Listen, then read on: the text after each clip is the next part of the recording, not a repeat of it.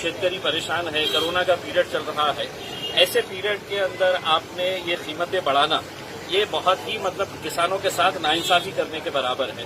हमने ये वहाँ के जितने भी कंपनीज हैं उनको ये कहा है कि आपको ये राइट किसने दिया है कि ये खाद की कीमतें बढ़ा दी जाए करके। इसके ऊपर जल्द से जल्द कार्रवाई की जाए। केंद्र सरकार को है तो पत्र लिखकर राज्य सरकार ने अपनी नाराजगी जताना चाहिए कि किसी भी हालत के अंदर शेतकरियों को परेशानी नहीं होनी चाहिए। दूसरा ये है कि शेतकरी अपना पैसा डिपॉजिट करने के बावजूद भी जो कनेक्शन नहीं मिलता है उसे, वो कनेक्शन क्यों नहीं मिल रहा है, इसके ताल्लुक से टाइम बाउंड प्रोग्राम तैयार करना चाहिए कि ताकि शेतकरी ने अपना कोटेशन भरने के बाद फौरन उसके पंप को कनेक्शन मिलना चाहिए करके, इसके लिए एक टाइम बाउंड प्रोग्राम बनाने के लिए कहा है। दूसरी मीटिंग जो हुई है वो कोरोना के ताल्लुक से हुई है और इस कोरोना के ताल्लुक से मीटिंग के अंदर जो सबसे अहम मुद्दा जो पिछली मीटिंग के अंदर मैंने उठाया था कि 150 वेंटिलेटर्स जो केंद्र सरकार की तरफ से आए हैं और हर वेंटिलेटर के ऊपर पीएम केयर्स लिखा हुआ है, यानी कि पंत प्रधान की तरफ से आए हुए हैं ये वेंटिलेटर्स हैं। ये 150 के 150 वेंटिलेटर्स काम नहीं कर रहे हैं, यानी कि सिर्फ डब्बे लाकर यहाँ पर रख दिए गए हैं और हमको ये बताया गया है कि आपको 150 वेंटिलेटर्स हमने दिए हैं। अगर वो 150 वेंटिलेटर्स काम नहीं कर रहे हैं, उनके इंजीनियर्स आके है तो पूरा चेक करने के बावजूद भी ये बताया गया है कि वेंटिलेटर्स किसी काम के नहीं है, ये नहीं चल सकते हैं। तो मैंने ये मांग उठाई है कि जो भी एजेंसी जिसने ये वेंटिलेटर्स भेजे हैं यहाँ पर, उनके ऊपर एफआईआर रजिस्टर होना चाहिए। राज्य सरकार ने इसकी गंभीर दखल देना चाहिए। देखिए, पंत प्रधान नरेंद्र मोदी साहब ने ये कहा है कि इसकी ऑडिटिंग होनी चाहिए, इसकी इंक्वायरी होनी चाहिए, और उन्होंने उल्टा ठिकड़ा है तो यहाँ पर ये कर दिया है कि नहीं, इनको चलाना नहीं आ रहा है, इनको बराबर से कनेक्शन देना नहीं आ रहा है। अब इतने बड़े बड़े हॉस्पिटल चलाने वाले लोगों को वेंटिलेटर चलाना नहीं आ रहा है, तो आपने कौन से ग्रह से है तो ये वेंटिलेटर लेकर आए हैं जो कहीं पर, यहीं पर नहीं, पूरे देश भर में किसी भी हॉस्पिटल के अंदर नहीं चल रहे। तो राज्य सरकार से हमने ये अनुरोध किया है कि जिस किसी एजेंसी ने ये वेंटिलेटर्स मैन्युफैक्चर किया है उसके ऊपर राज्य सरकार ने एफआईआर रजिस्टर करना चाहिए, क्योंकि आज भी पेशेंट्स को वेंटिलेटर्स चाहिए, वेंटिलेटर्स मिल नहीं रहे हैं। और आप इस तरह का एक ऐसा माहौल तैयार कर रहे हैं कि नहीं, इसके अंदर राजनीति हो रही है करके आप इंक्वायरी करवाइएगा, जो भी दोषी है उसके ऊपर कार्रवाई होनी चाहिए, ये मांग हमने रखी है।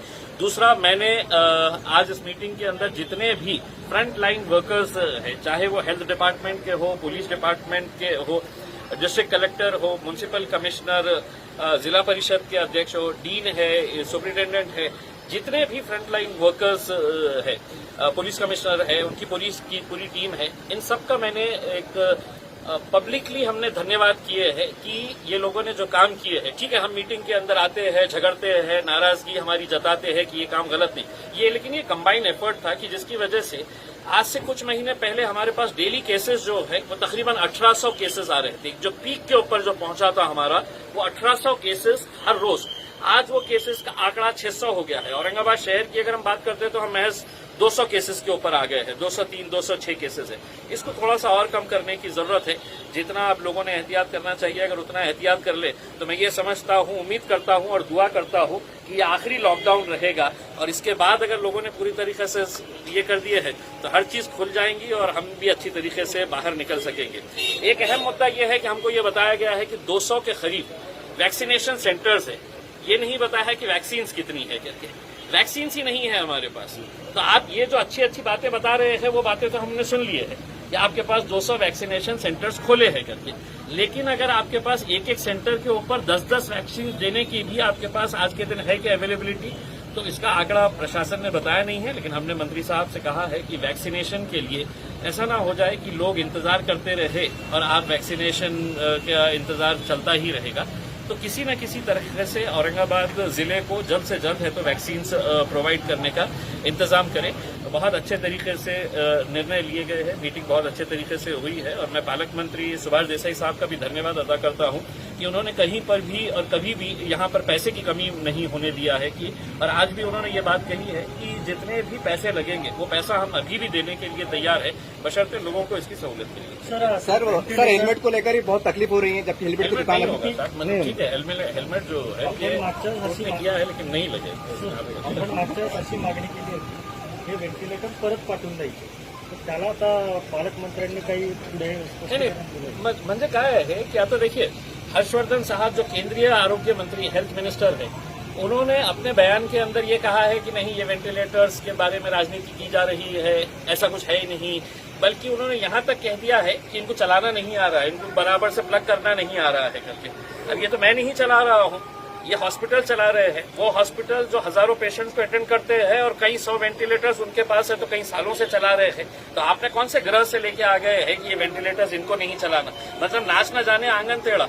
आपने है तो हमारे को फॉल्टी वेंटिलेटर्स दिए हैं और वो वेंटिलेटर्स को आप डिफेंड कर रहे हैं कि नहीं, इनको चलाना नहीं आ रहा है। तो ये मुद्दा सिर्फ औरंगाबाद का ऐसा नहीं है, कई ऐसे राज्य, जो मैं राजनीति नहीं लेकिन भारतीय जनता पार्टी के भी राज्य है कि जहां पर है तो इस तरह के वेंटिलेटर्स है और जो काम नहीं कर रहे हैं। तो हम ये मांग कर रहे हैं कि जो भी एजेंसी है इसको वापस नहीं रखिए, इसको एक सबूत के तौर के ऊपर, और जो एजेंसी है उसके ऊपर FIR रजिस्टर करें। प्रशासन त्याबद्दल म्हणजे काही पुढाकार लगेच घेईल? पालकमंत्री साहेबांनी स्पष्ट शब्दात हे सांगितलं की हे खूप गंभीर विषय आहे आणि सरकार याच्या बाबतीत गंभीर दखल घेऊन यांच्यावर FIR करण्याची वेळ आली तर आम्ही FIR ही करू, हे पालकमंत्र्यांनी स्पष्ट केलं.